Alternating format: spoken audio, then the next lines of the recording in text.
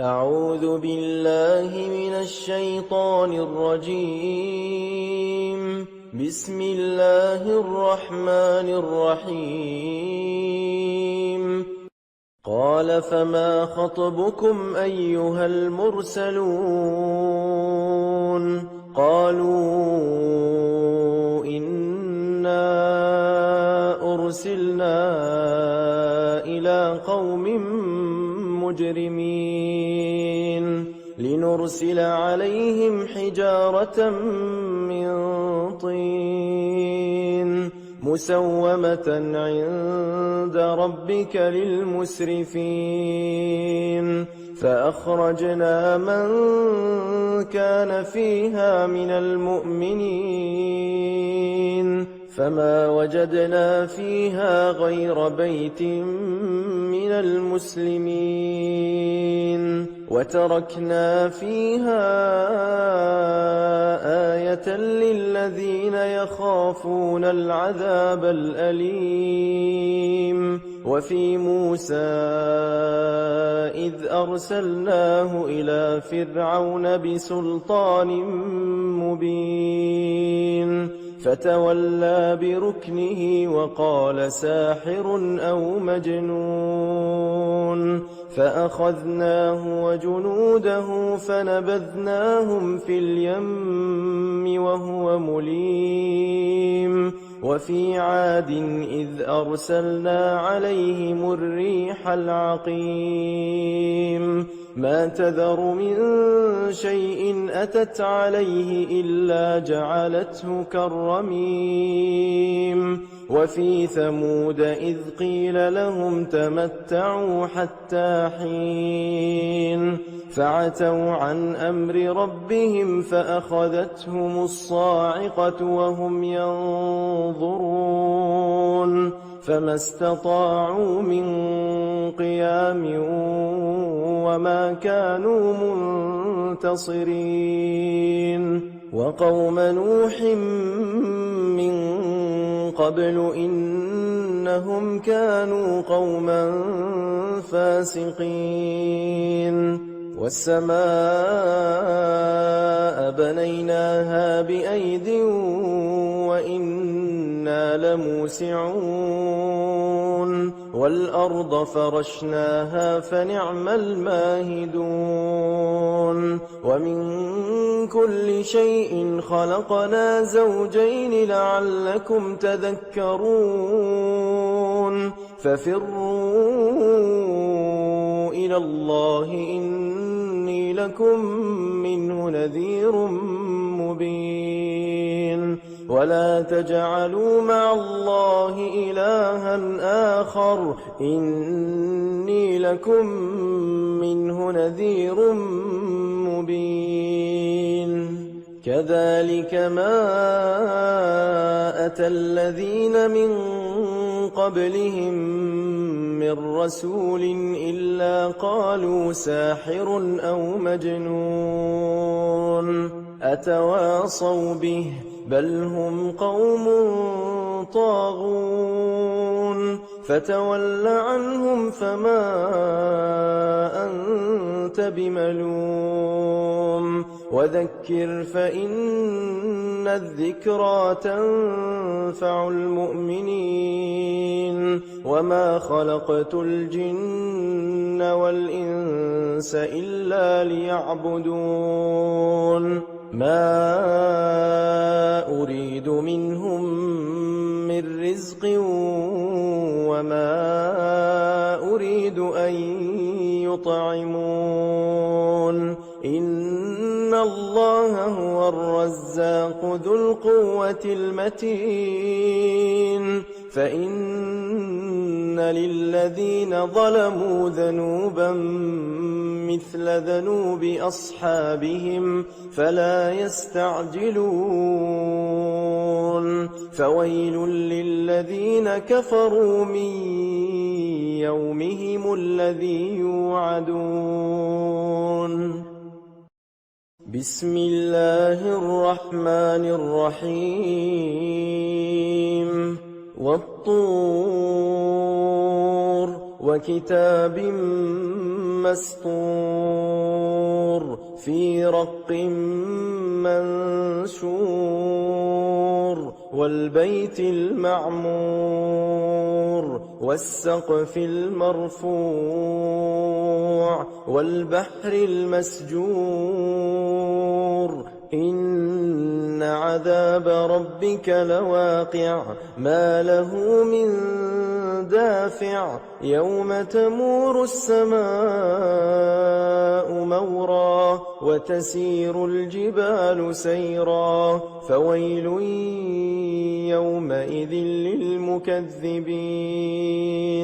الذين هم في خوض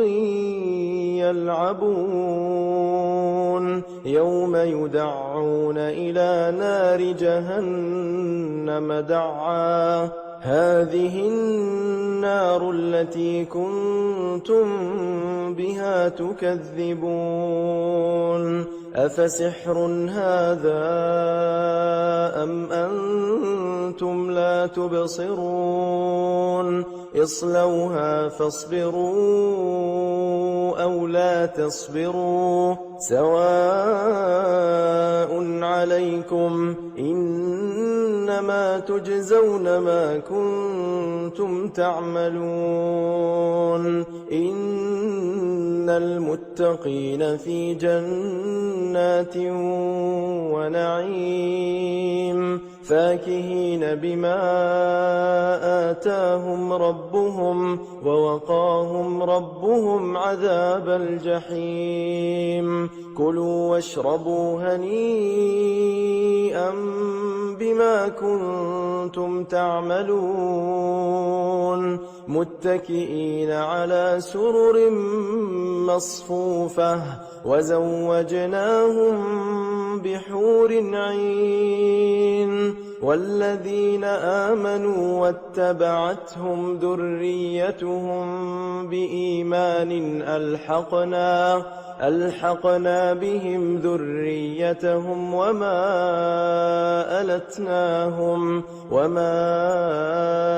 ألتناهم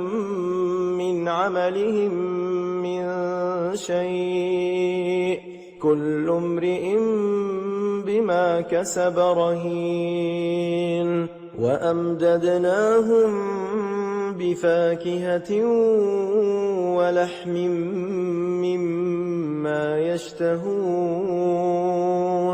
يتنازعون فيها كأسا لا لغو فيها ولا تأثيم ويطوف عليهم غلمان لهم كأنهم لؤلؤ مكنون وأقبل بعضهم على بعض يتساءلون قالوا إنا كنا قبل في أهلنا مشفقين فمن الله علينا ووقانا عذاب السموم إنا كنا من قبل ندعوه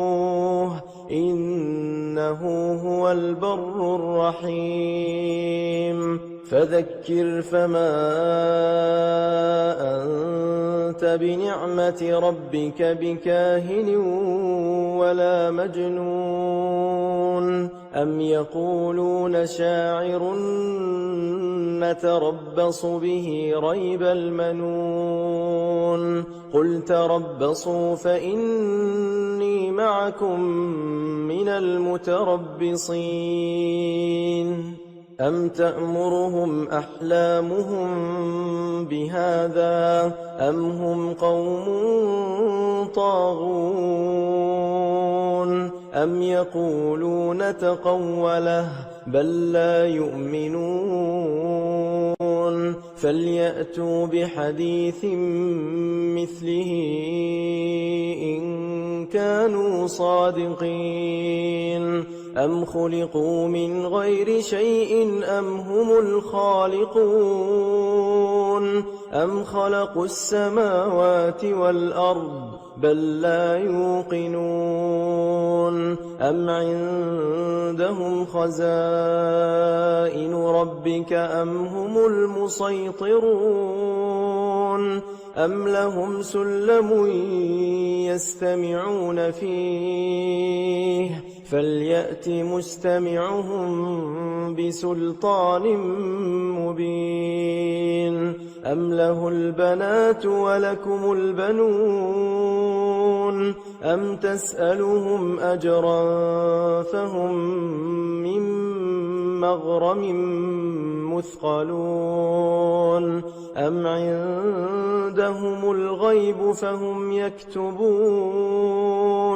أم يريدون كيدا فالذين كفروا هم المكيدون أم لهم إله غير الله سبحان الله عما يشركون وإن يروا كسفا من السماء ساقطا يقولوا سحاب مركوم فذرهم حتى يلاقوا يومهم الذي فيه يصعقون يوم لا يغني عنهم كيدهم شيئا ولا هم ينصرون وإن للذين ظلموا عذابا دون ذلك ولكن أكثرهم لا يعلمون واصبر لحكم ربك فإنك بأعيننا وسبح بحمد ربك حين تقوم ومن الليل فسبحه وإدبار النجوم بسم الله الرحمن الرحيم والنجم إذا هوى ما ضل صاحبكم وما غوى وما ينطق عن الهوى إن هو إلا وحي يوحى علمه شديد القوى ذو مرة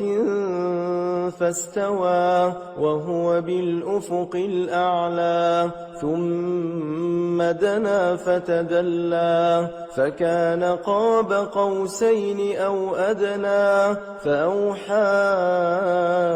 إلى عبده ما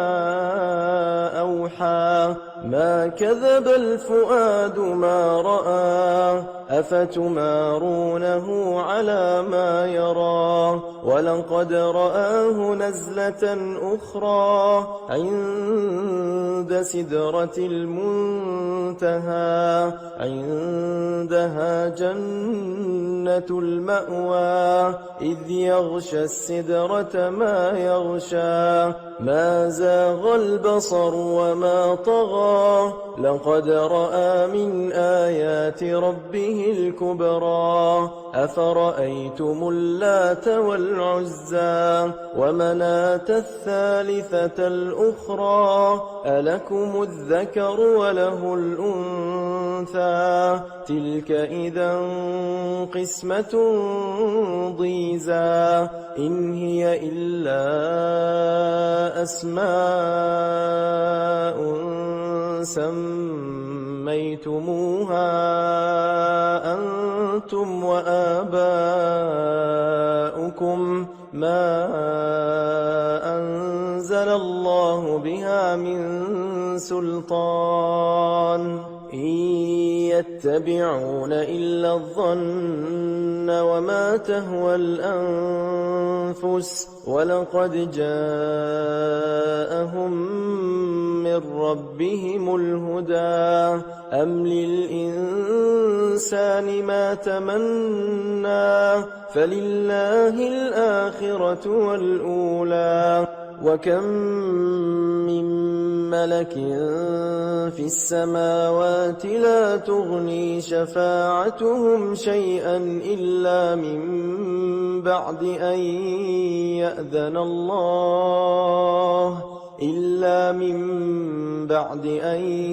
يأذن الله لمن يشاء ويرضى. إن الذين لا يؤمنون بالآخرة ليسمون الملائكة تسمية الأنثى وما لهم به من علم إن يتبعون إلا الظن وإن الظن لا يغني من الحق شيئا. فأعرض عن من تولى عن ذكرنا ولم يرد إلا الحياة الدنيا ذلك مبلغهم من العلم إن ربك هو أعلم بمن ضل عن سبيله وهو أعلم بمن اهتدى. ولله ما في السماوات وما في الأرض ليجزي الذين أساءوا بما عملوا ويجزي الذين أحسنوا بالحسنى. الذين يجتنبون كبائر الإثم والفواحش إلا اللمم إن ربك واسع المغفرة هو أعلم بكم إذ أنشاكم من الأرض وإذ أنتم أجنة في بطون أمهاتكم فلا تزكوا أنفسكم هو أعلم بمن اتقى. أفرأيت الذي تولى وأعطى قليلا وأكدى أعنده علم الغيب فهو يرى أم لم ينبأ بما في صحف موسى وإبراهيم الذي وفى ألا تزر وازرة وزر أخرى وأن ليس للإنسان إلا ما سعى وأن سعيه سوف يرى ثم يجزاه الجزاء الأوفى وأن إلى ربك المنتهى وأنه هو أضحك وأبكى وأنه هو أمات وأحيا وأنه خلق الزوجين الذكر والأنثى من نطفة إذا تمنى وأن عليه النشأة الأخرى وأنه هو أغنى وأقنى وأنه هو رب الشعرى وأنه أهلك عادا الأولى وثمود فما أبقى وقوم نوح من قبل إنهم كانوا هم أظلم وأطغى والمؤتفكة أهوى فغشاها ما غشا فبأي آلاء ربك تتمارى هذا نذير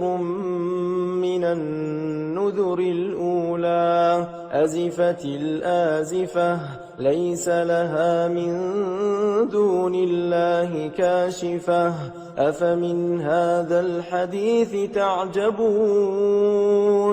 وتضحكون ولا تبكون وأنتم سامدون فاسجدوا لله واعبدوا بسم الله الرحمن الرحيم اقتربت الساعة وانشق القمر وإن يروا آية يعرضوا ويقولوا سحر مستمر وكذبوا واتبعوا أهواءهم وكل أمر مستقر ولقد جاءهم من الأنباء ما فيه مزدجر حكمة بالغة فما تغني النذر فتول عنهم يوم يدعو الداع إلى شيء نكر خش عن أبصارهم يخرجون من الأجداث كأنهم جراد منتشر مهطعين إلى الداع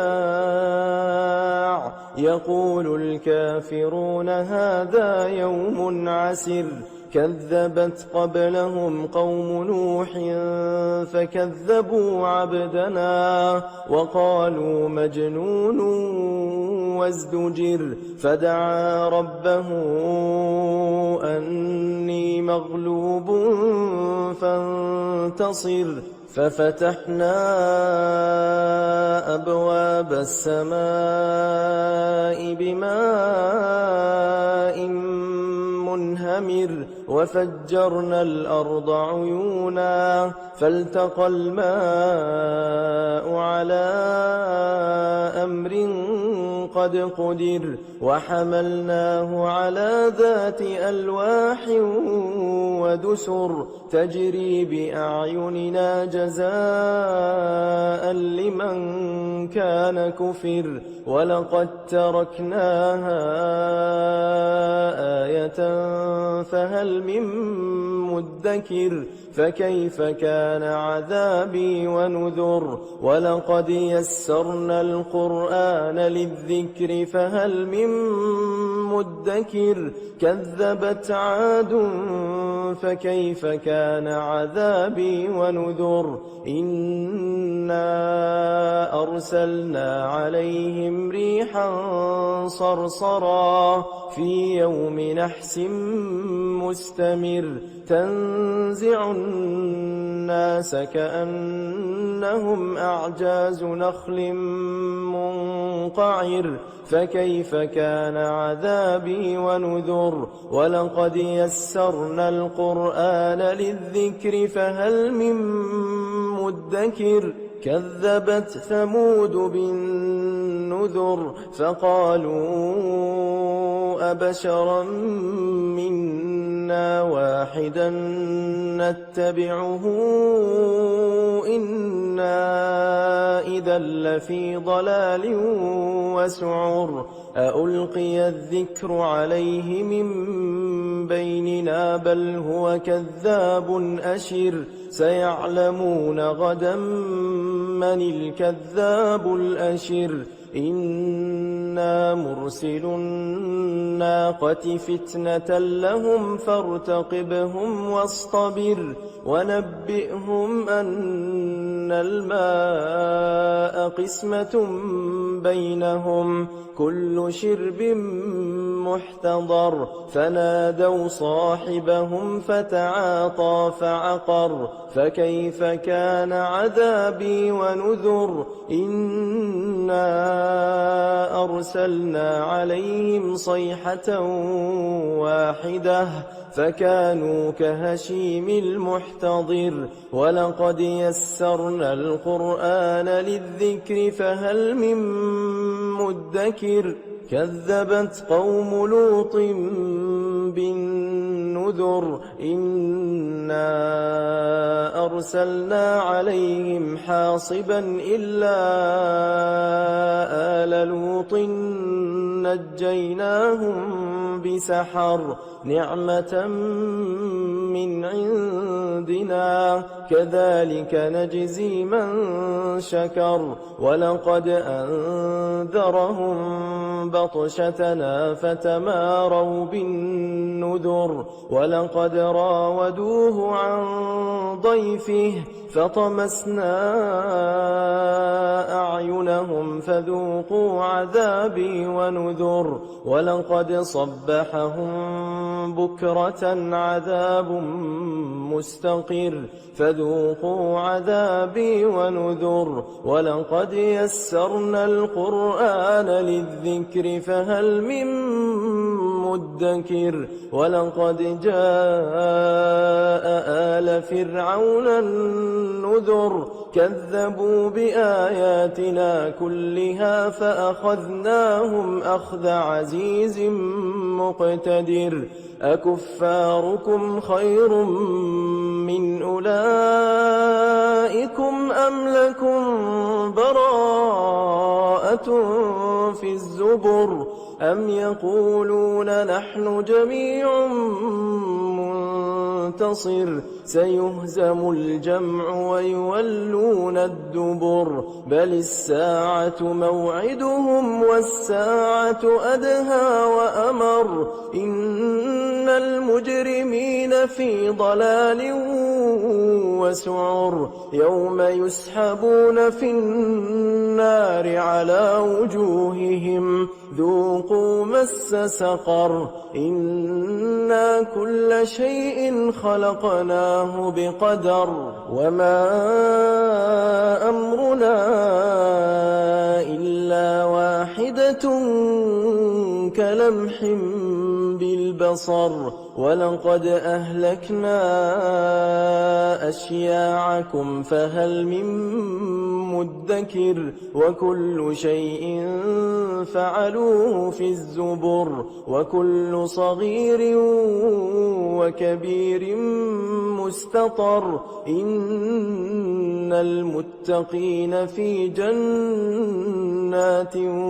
ونهر في مقعد صدق عند مليك مقتدر بسم الله الرحمن الرحيم الرحمن علم القرآن خلق الإنسان علمه البيان الشمس والقمر بحسبان والنجم والشجر يسجدان والسماء رفعها ووضع الميزان ألا تطغوا في الميزان وأقيموا الوزن بالقسط ولا تخسروا الميزان والأرض وضعها للأنام فيها فاكهة والنخل ذات الأكمام والحب ذو العصف والريحان فبأي آلاء ربكما تكذبان خلق الإنسان من صلصال كالفخار وخلق الجان من مارج من نار فبأي آلاء ربكما تكذبان رب المشرقين ورب المغربين فبأي آلاء ربكما تكذبان مرج البحرين يلتقيان بينهما برزخ لا يبغيان فبأي آلاء ربكما تكذبان يخرج منهما اللؤلؤ والمرجان فبأي آلاء ربكما تكذبان وله الجوار المنشآت في البحر كالأعلام فبأي آلاء ربكما تكذبان كل من عليها فان ويبقى وجه ربك ذو الجلال والإكرام فبأي آلاء ربكما تكذبان يسأله من في السماوات والأرض كل يوم هو في شأن فبأي آلاء ربكما تكذبان سنفرغ لكم أيها الثقلان فبأي آلاء ربكما تكذبان يا معشر الجن والإنس إن استطعتم أن تنفذوا من أقطار السماوات والأرض فانفذوا لا تنفذون إلا بسلطان فبأي آلاء ربكما تكذبان يرسل عليكما شواظ من نار ونحاس فلا تنتصران فبأي آلاء ربكما تكذبان فإذا انشقت السماء فكانت وردة كالدهان فبأي آلاء ربكما تكذبان فيومئذ لا يسأل عن ذنبه إنس ولا جان فبأي آلاء ربكما تكذبان يعرف المجرمون بسيماهم فيؤخذ بالنواصي والأقدام فبأي آلاء ربكما تكذبان هذه جهنم التي يكذب بها المجرمون يطوفون بينها وبين حميم آن فبأي آلاء ربكما تكذبان ولمن خاف مقام ربه جنتان فبأي آلاء ربكما تكذبان ذواتا أفنان فبأي آلاء ربكما تكذبان فيهما عينان تجريان فبأي آلاء ربكما تكذبان فيهما من كل فاكهة زوجان فبأي آلاء ربكما تكذبان متكئين على فرش بطائنها من استبرق وجنى الجنتين دان فبأي آلاء ربكما تكذبان فيهن قاصرات الطرف لم يطمثهن إنس قبلهم ولا جان فبأي آلاء ربكما تكذبان كأنهن الياقوت والمرجان فبأي آلاء ربكما تكذبان هل جزاء الإحسان إلا الإحسان فبأي آلاء ربكما تكذبان ومن دونهما جنتان فبأي آلاء ربكما تكذبان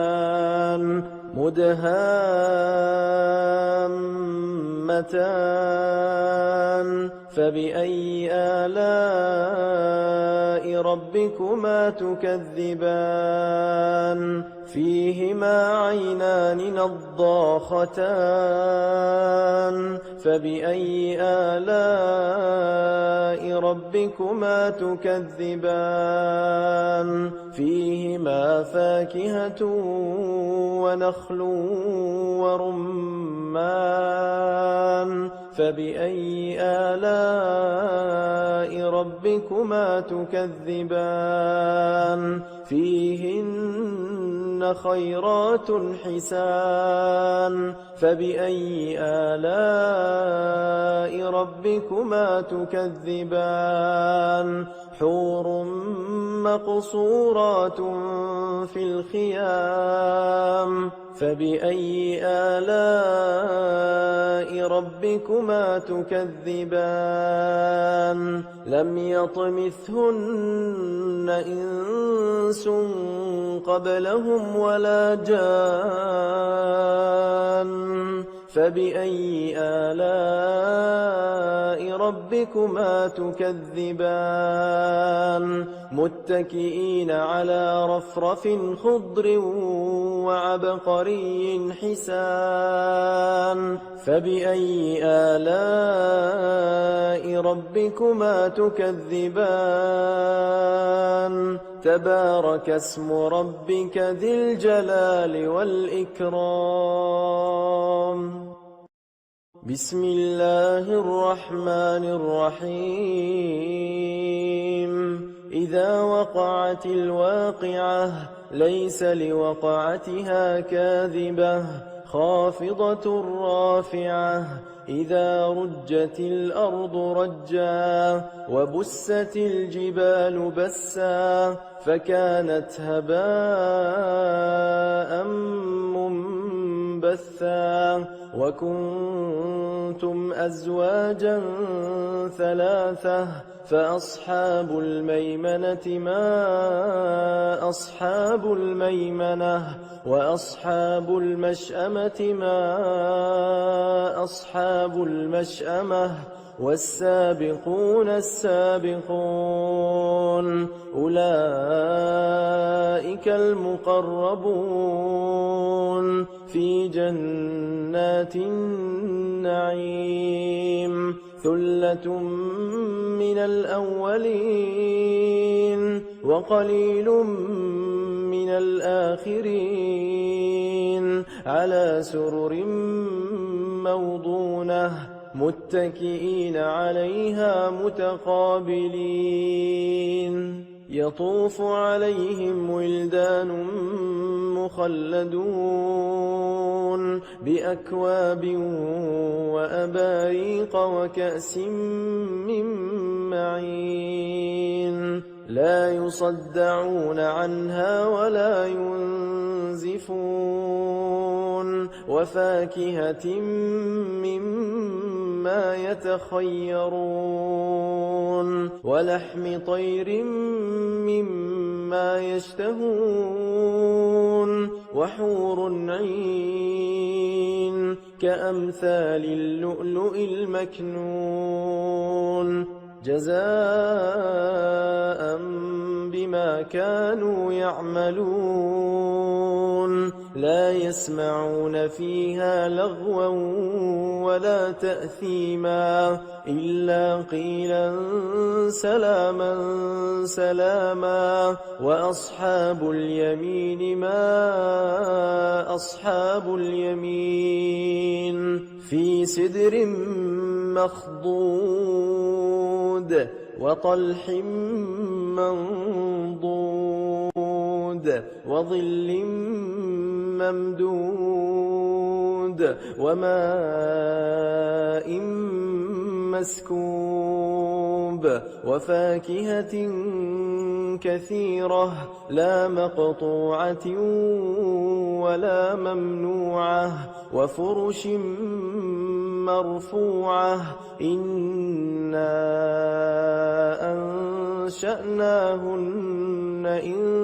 إنشاء فجعلناهن أبكارا عربا أترابا لأصحاب اليمين ثلة من الأولين وثلة من الآخرين وأصحاب الشمال ما أصحاب الشمال في سموم وحميم وظل من يحموم لا بارد ولا كريم إنهم كانوا قبل ذلك مترفين وكانوا يصرون على الحنث العظيم وكانوا يقولون أئذا متنا وكنا ترابا وعظاما أئنا لمبعوثون أو آباؤنا الأولون قل إن الأولين والآخرين لمجموعون إلى ميقات يوم معلوم ثم إنكم أيها الضالون المكذبون لآكلون من شجر من زقوم فمالئون منها البطون فشاربون عليه من الحميم فشاربون شرب الهيم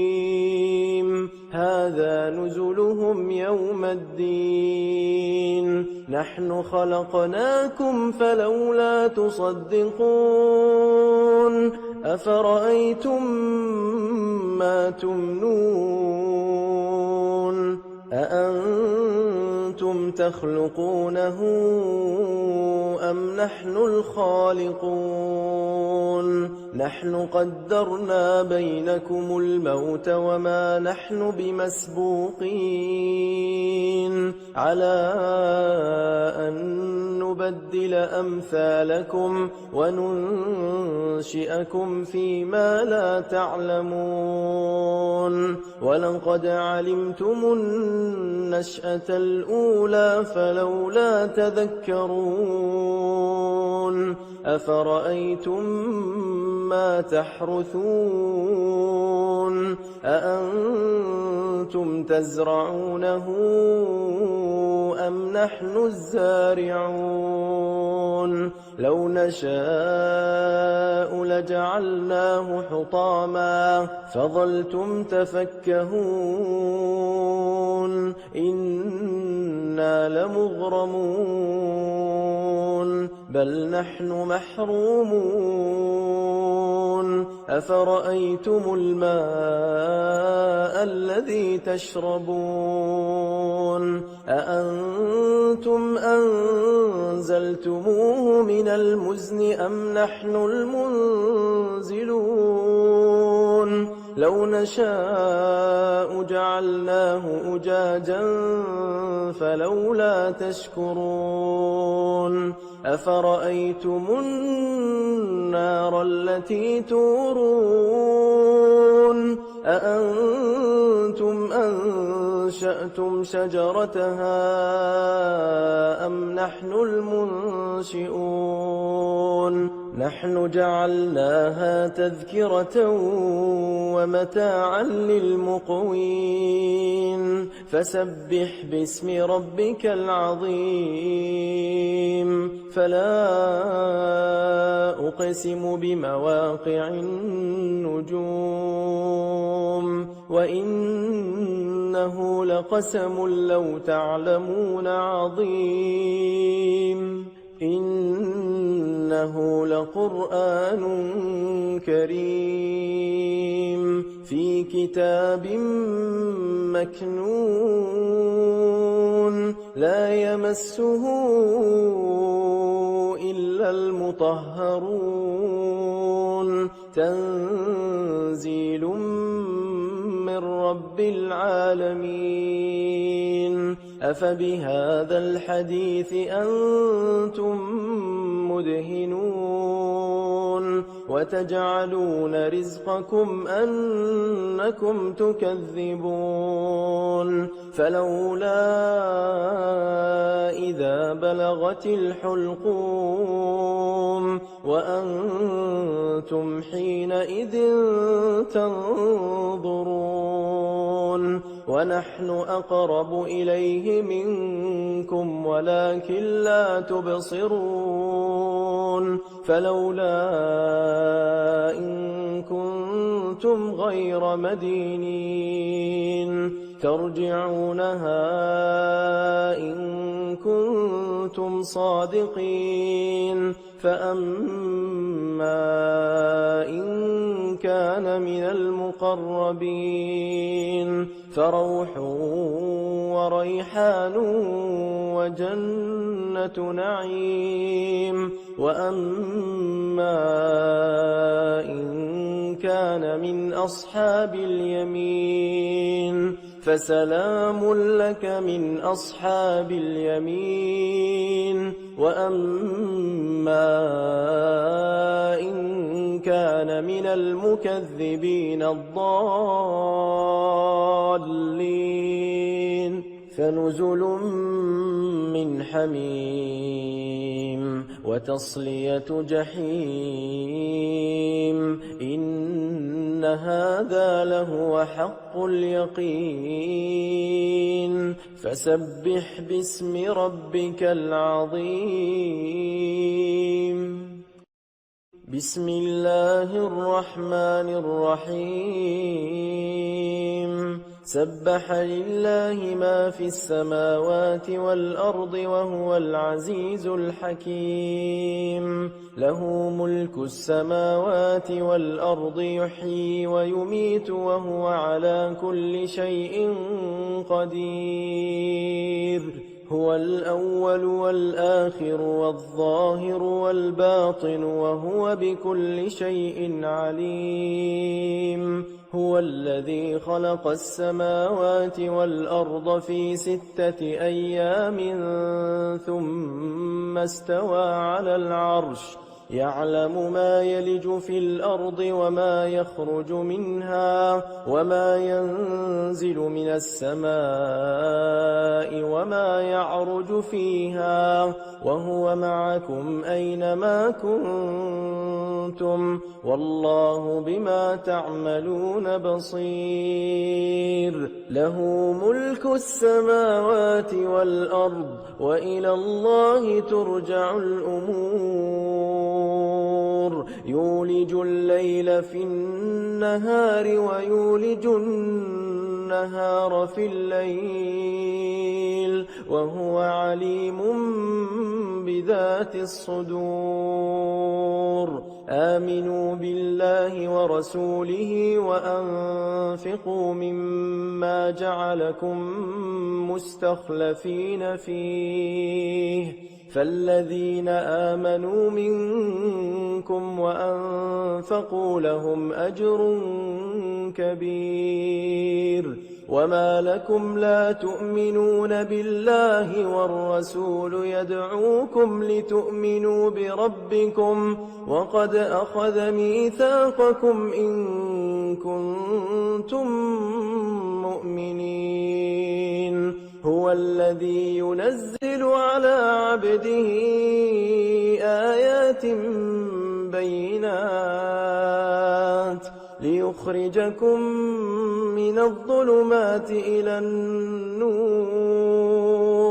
وإن الله بكم لرءوف رحيم وما لكم ألا تنفقوا في سبيل الله ولله ميراث السماوات والأرض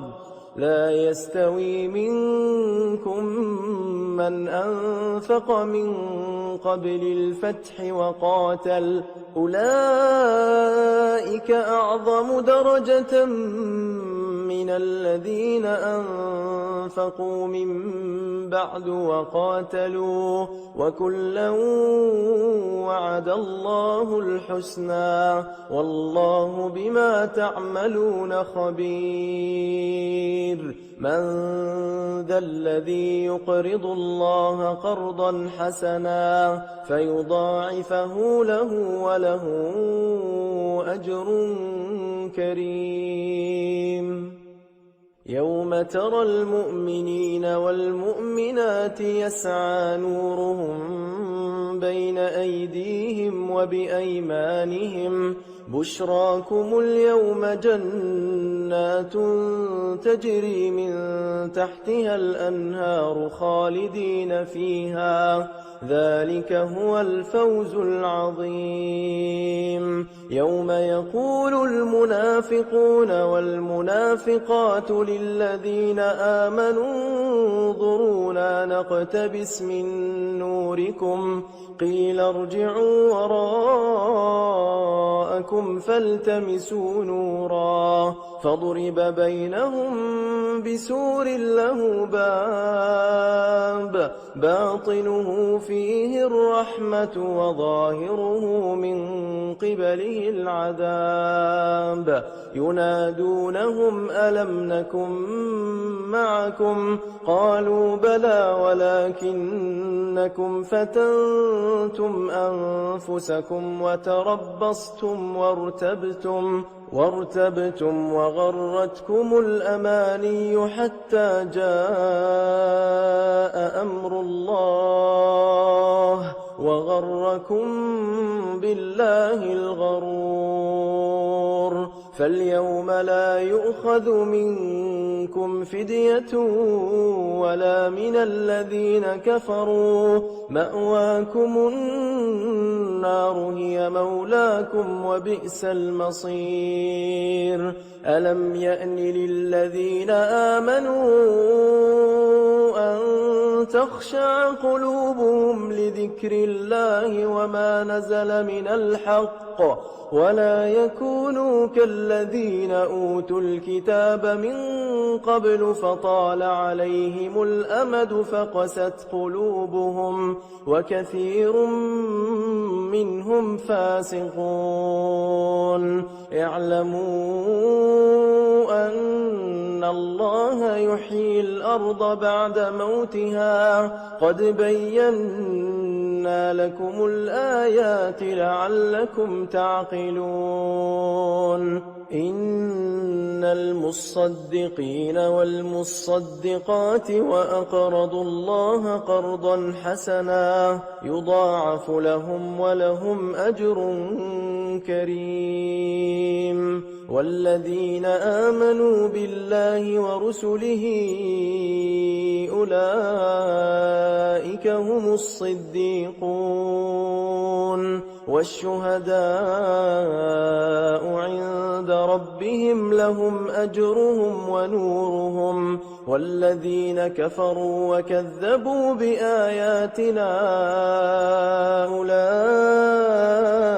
أصحاب الجحيم اعلموا أنما الحياة الدنيا لعب وله وزينة وتفاخر بينكم وتكاثر في الأموال والأولاد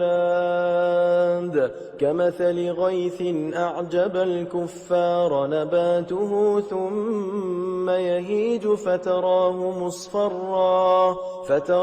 مصفرا ثم فيكون حطاما وفي الآخرة عذاب شديد ومغفرة من الله ورضوان وما الحياة الدنيا إلا متاع الغرور سابقوا